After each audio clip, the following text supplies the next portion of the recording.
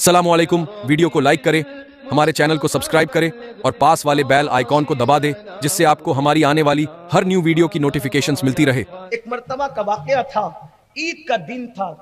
ईद के दिन दुगाना पढ़ के शौहर घर आया, बीवी को साथ लेकर दस्तरखान लेकर के बैठा। तवज्जो करना, दस्तरखान लेकर के बैठा। उतने में बाहर से आवाज आई, ईद का दिन है, कोई फकीर को खिलाने वाला। जैसे ही सदा आई, आवाज आई, ईद का दिन था। उसने कहा, यार क्या लोग हैं, ईद के दिन भी चले आते हैं भीख मांगने के लिए। और अपने नौकरों से कहा, इसको धक्के मार के भगाओ, ये जो आया है। कुरान कहता है, अगर कोई आपके पास भीख मांगने आए, उसको भीख नहीं दे सकते हो ना, अच्छी बात कह के उसको टाल दो। कोई भीख मांगने है ना, आप उसको ये कहो, भाई बाबा माफ करो, जाओ, नहीं दे सकते। अच्छी बल्कि अच्छी गुफ्तगू कह के टाल देना, ये सदका देने से भी बेहतर है। आपने उसको इज्जत से रुक सकते हैं ना, माफ कर दो बाबा, नहीं दे सकते, आप हमारे पास नहीं है, माजरत चाहते हैं, अच्छे अल्फाज कहो, सदका देने से बेहतर। और आपने सदका दे के उसका दिल दुखाया, तो आपका सदका देना कोई काम नहीं।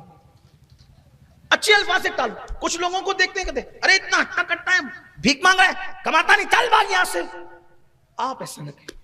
अगर आपको तलकीन ही करना है कमाने की, मैं भी करता हूं। पहली बात तो तंदुरुस्त लोगों को भीख मत दिया करो, मत दो भीख।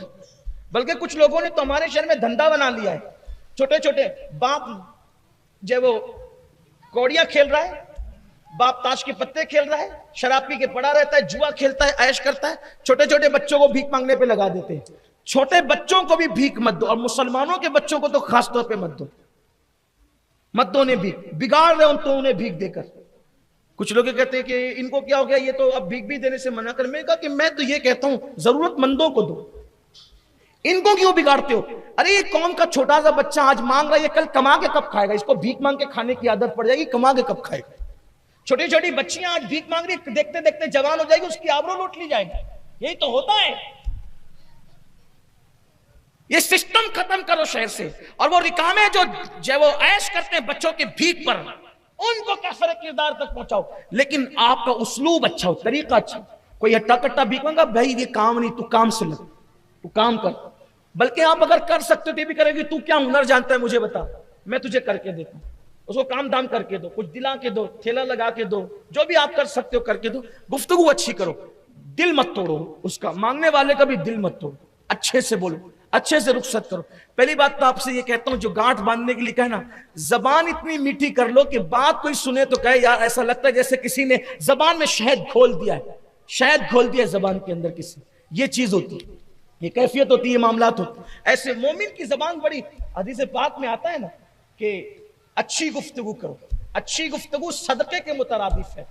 बल्कि कुरान भी कहता है, वक़ूलू क़ौलन सदीदा, लोगों से अच्छी गुफ्तगू करो, मीठी गुफ्तगू करो, दिल तोड़ने वाली गुफ्तगू मत करो, दिल जोड़ने वाली गुफ्तगू करो। तो उसने कहा, इसको धक्के दे के निकालो बाहर, धक्के दे के निकालो।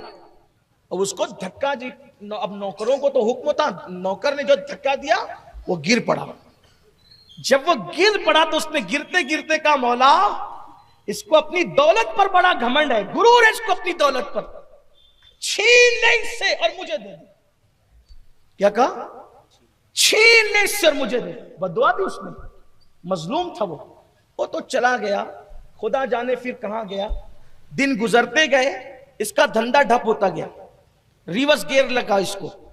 आप अपनी जबान में कहते हो ना, रिवर्स गियर, रिवर्स गियर। अगर आपको भी कभी कारोबार के मामले में, इज्जत के मामले में, तरक्की के मामले में कभी रिवर्स गियर लगे, यानी उल्टी गिनती आपकी शुरू हो, तो कभी बैठ के सोचना कि किसी का दिल तो नहीं दुखाया। मैं लिख कर देता हूं गारंटी के साथ, जब तक आप किसी अहले दिल का दिल नहीं दुखाओगे, तब तक आपकी उल्टी गिनती शुरू नहीं होगी। इज्जत के मामले में, वकार के मामले में, शान के मामले में, दौलत के मामले में आपने कहीं ना कहीं चूकी की है, गलती की है। अल्लाह के गुनाह करोगे, अल्लाह बड़ा करीम है, उसको कोई फर्क नहीं पड़ता, वो समद है, वो माफ करता है, नजरअंदाज करता है। लेकिन बंदों का दिल दुखाते हो तो फौरन पकड़ होती है, गिरफ्त होती है। इसलिए दिल दुखाने से परहेज करो। मुझसे एक मर्तबा इंटरव्यू में किसी ने पूछा था, एक जुमले में बताएं कि वली किसे कहते हैं। मुझसे किसी ने पूछा था, एक जुमले में बताएं कि वली किसे कहते हैं। मैंने एक जुमले में जवाब दिया था, जो अपने दिल को साफ करता है, जो अपना दिल अपना दिल संवार ले और दूसरों का दिल संभाल ले, वो वली बन जाता है। जो खुद का दिल संवार ले और दूसरों का दिल संभाल ले, वो वली बन जाता है। बस दिलों का मामला है विलायत का। विलायत का ताल्लुक दिलों का है। जब तुम अपना दिल संवार कर दूसरों का दिल संभाल लेते हो तो फिर तुम्हारे दिल का कनेक्शन खुदा से जुड़ जाता है, और खुदा से जुड़ने ही को विलायत कहते हैं। वरना तहज्जुद भी वली नहीं बनाती, मुसल्ले पर खड़े रहना भी वली नहीं बनाता, तस्बीहां जपना भी वली नहीं बनाती, हकों की सदाएं भी वली नहीं बनाती, इल्लल्लाह के नगमे भी वली नहीं बनाते, उस वक्त तक जब तक के दिल ना संवर जाए और लोगों का दिल ना संभालो। हजरत आरिफ रूमी मौलाना रूम कहते हैं कि अल्लाह के तरफ का रास्ता, अल्लाह की राह का, अल्लाह के घर की तरफ, वो तो घर और जमान मकान से पाक है, लेकिन उसकी तरफ, खुदा की तरफ जो रास्ता जाता है वो बंदों के दिल से होकर के जाता है। जो बंदों का दिल नहीं संभाल सकता वो कभी अल्लाह तक नहीं पहुंच सकता। बंदों का दिल खुश करो, अल्लाह तक पहुंच जाओगे। तो अर्ज ये कर रहा था, उसकी उल्टी गिनती शुरू हुई, कारोबार ठप पड़ने लगा, ये हुआ वो हुआ, धीरे धीरे दुकानें बंद हुई, कारोबार बंद हुआ, नौकर चाकर गुलाम ये वो सब चले गए। आखिरी में खाने को मोहताज हुआ। जिसके घर से अपने मालेगांव के माहौरे में कह सकते हैं कि सोने का धुआं निकलता था, अब उसके घर में खाने को परेशानी है। उसकी बीवी ने कहा, मैं आपके साथ इस मुसीबत और मुश्किल में नहीं रह सकती, आप तो मुझे खिला भी नहीं सकते, मकान भी आपका बिक गया, मकान भी आपका बिक गया, मैं कह रहा हूं कि मेरी इज्जत पे हर्फ आएगा, आप मुझे तलाक दे दे। उसने तलाक दे दी, वो अपने मैके चली गई। ये चंद ही महीनों में पूरा खेल हो गया, एक बद्दुआ की वजह। कभी कभी बद्दुआ का असर बरसों बाद होता है, लेकिन होता जरूर। बद्दुआ कभी नहीं छोड़ेगी, जैसे बद्दुआ पीछे लगी रहती है आदमी की। एक शख्स बीमार पड़ा, बहुत तावीज किया, बहुत दाबाबा किया, बहुत डॉक्टर वगैरह किया।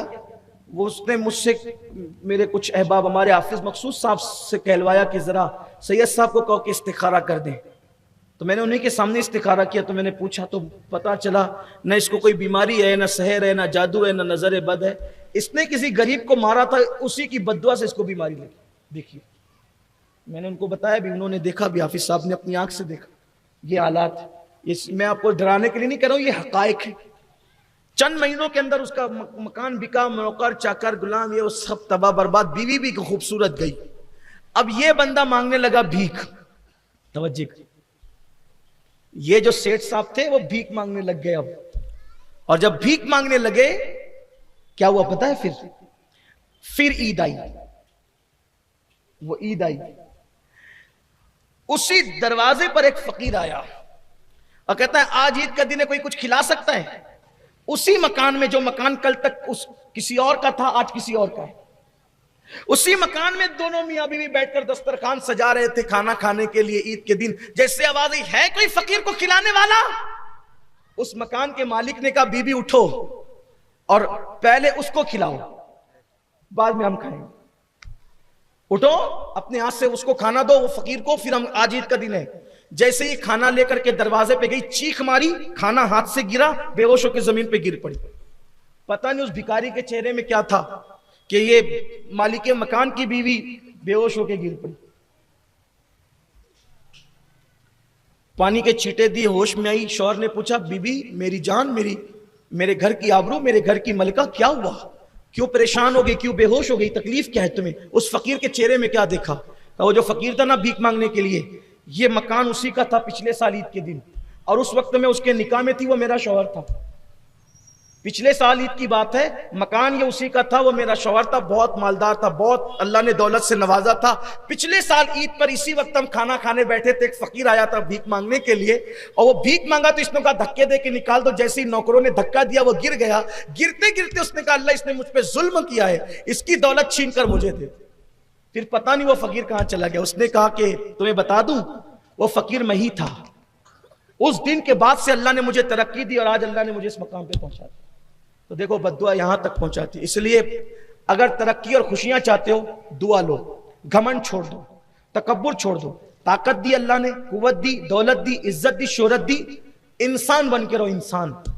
फिरौन मत बनो, नमरूद मत बनो, घमंड मत करो, शैतान मत बनो। शैतान को उसके तकब्बुर ने बिगाड़ा। इंसान बनो। अल्लाह के रसूल अलैहिस्सलाम से सहाबा ने कहा, या रसूल अल्लाह, लोग मुलाकात के लिए आते हैं, हम आपके लिए कोई